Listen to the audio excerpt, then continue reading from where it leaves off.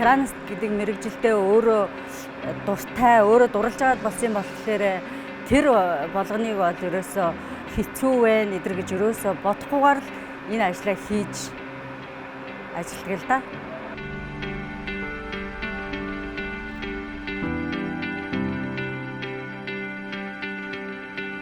Намайг Төвшинзээ гэдэг. Би Улаанбаатар төмөр замын Сайшин татах хэсэгт гүрэн кранист мэргэжлэр ажилладаг.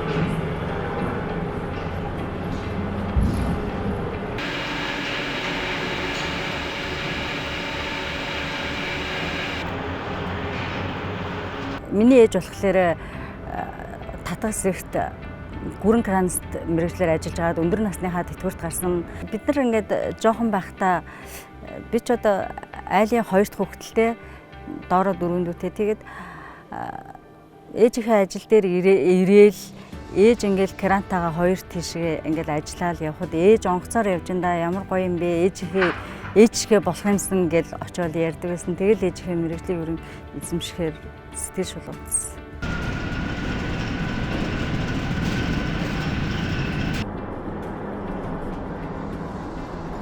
Татах хэсэгтээ 2003 оны 9 сард ажил амьдралынхаа гарааг анх туслах жижүүр гэдэг албан тушаал дээр эхэлж исэн. Голдноос хэд хэдэн ажил хийж лээсэн л да.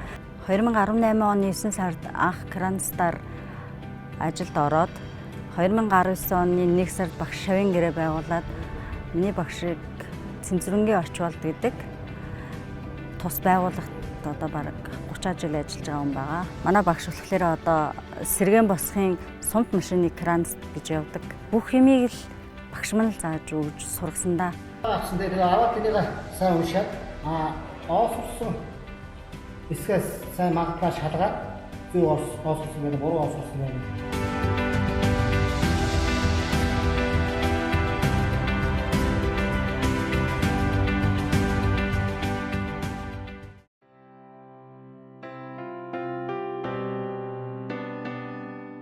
Хамгийн анх кран дээр гараад ажиллаж хахад ерөөсөө айж байгаагүй шүү дээ. Би ерөөсөө айгүй зоригтой ажиллаж байсан.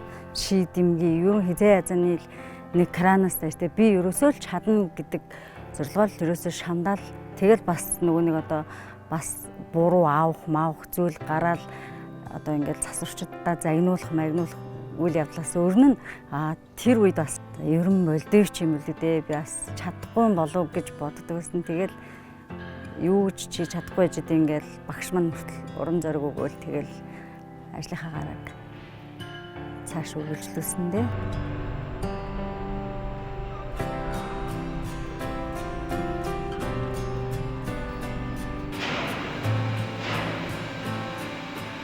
Ажлын нэг өдөр бол одоо ажилд ирж буцах замнаас л эхэлдэг. Бид хэд чин ирээд эмчийн үзлэгтээ ороод эрсдлийн үнэлгээгээ хийгээд очиж мастраасаа зааварчилгаагаа аваад тэгэл одоо ажлынхаа талбар дээр ирээл нэг өдрийн ажил эхэлдэг. Элчтрэгний одоо хүний гараар өргөж болохгүй бүхэл эд ангийг бид бүгд бол кранаар өргөж буулгаж зөөвөрлж байгаа. Манай 2 кран болохоор нэг нь 5 тонных, нэг нь 10 тонных гэсэн 2 янзын кран дээр бид элчтрэг одоо 2 элчтрэг бэлэнд авсан, засварт авсан тохиолдолд бид бол 2 краны хооронд ингэж ээлжилж явж зэрэг ажил үргээ гүйцэтгэдэг. Тэгээд одоо элчтрэгнийхээ одоо явах ангийн эд анги, дугуй, татах мотор эдрийг бол бид 10 тонныхаа кранаар өргөж, зөөвөрлж, буулгаж ажилладаг. 5 тонныхаа кранаар бол бид элчтрэгнийхээ энэ 2 кран бас ялгаатай л да. Тэгээд энэ 2 кранаараа 5 тоноор нь бол одоо арай бага жинтэй ачаагаа зөөвөрлөх, наашин бууж юу яах ажлыг бол 5 тонныхаа кранаар хийж гүйцэтгэдэг. 2 краны хооронд гүйсэрээтлэл ажлын нэг өдөр өнгөртөө шүү дээ. Бид хэд хамгийн их жинтэй ачаа гэхэлэр элчтрэгний явахын татах мотор 5500 кг жинтэй ачааг өргөдөг. 24 цагийн тасралтгүй үйл ажиллагаатай учраас 4, 8, 12 гээд ээлжээр 4 кранист ажилладаг. Нэг нь эрэгтэй, 3 нэмэгтэй байгаа.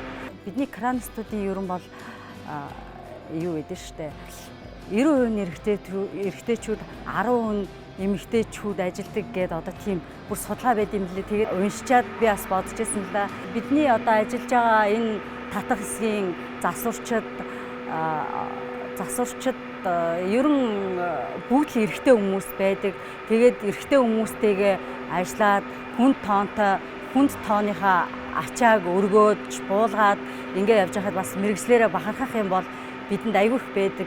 Нэг тэрэг элч тэрэг засварт авахд одоо ээлжинд бол дор хаяж 17-8 засварчин ажиллаж байгаа. Явахын засварчин, дийллийн засварчин гэдэг бүгд эрэгтэй хүмүүс байгаа л да ерөн голцоо.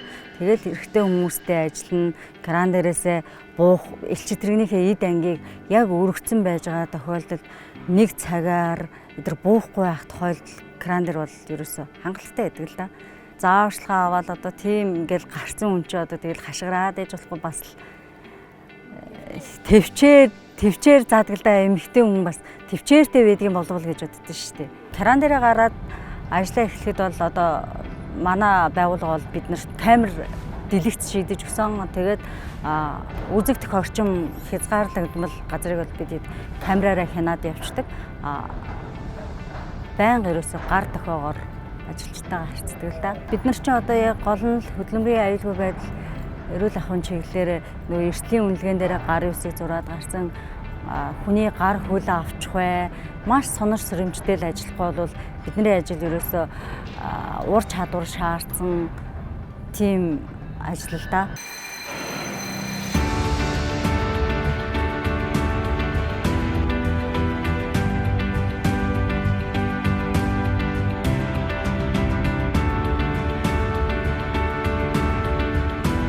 Ээжийнхээ ажлыг аваад дүү маань ажиллаж исэн болохоор ээж дүү хоёрынхаа одоо энэ сайхан мэргэжлийг үргэлжлүүлээд нэр төртөө сайхан аваа явуучих юмсан энэ олон залуучуудтай мөр зэрэгцэж ажиллаж байгаа болохоор бас энэ ажлаараа бахархаж ажилладаг шүү дээ. Тийм учраас одоо сонор сэрэмжтэй хөдөлмөрийн аюулгүй байдал талаа маш сайн анхаарч ажиллах бол кранст гэдэг чинь хүний аймнаас бүх юмыг хариуцаж ажилладаг ид шүү гэж маш их захиж хэлж ирсэн л та. Тэгэл ээжийнхээ захиасыг ерөн өргөлт хийх бүрдээ ерөөсөө анхаардаа болж өгөөс харниулчихгүй байх юмсан гэдэг үднэс ерөн тэрийг маш сайн бодож тунгааж ажилладаг л да.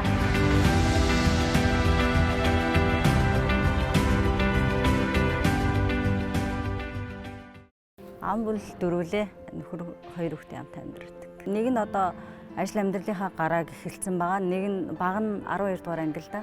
Төмөр замд ажиллах ямар байдаг уу гэдгийг бас цацхаас нь бол ойлгодог л доо.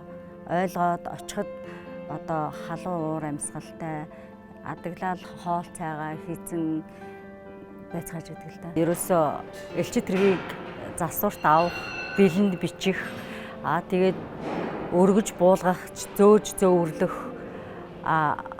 энд бол кран бол гол судас нь болж ажилладаг гэж миний хувьд бол боддог. Дууд дөргөө чичиргэнтэй тэгээд өвөл зун халуунд нь хөөрч хүүтэнд нь хүрдэг ч гэсэндээ өөрийнхөө мэрэгжил кранист гэдэг мэрэгжилдээ өөрөө дуртай өөрөө дурлж байгаад болсон юм болохоор тэр болгоныг бол ерөөсөө хэцүү вэ эдэр гэж ерөөсөө бодохгүйгээр л энэ ажлаа хийж ажилладаг л да.